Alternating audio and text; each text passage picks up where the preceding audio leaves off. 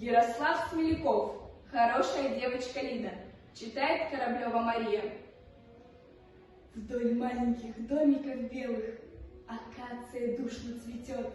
Хорошая девочка Лида на улице Южной живет.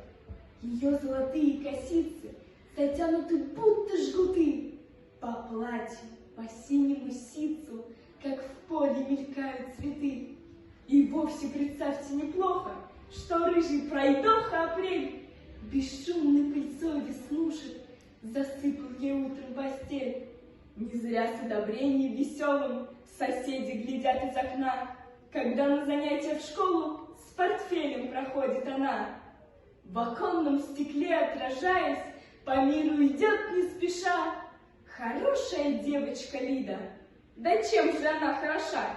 Спросите об этом мальчишку, что в доме напротив живет. Он с именем этим ложится и с именем этим встает.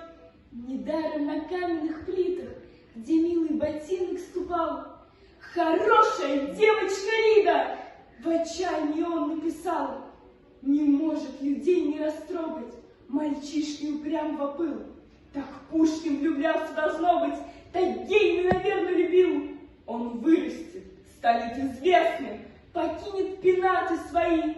Окажется улица тесной для этой огромной любви. Преграды влюбленному нету, смущение и робость, вранье.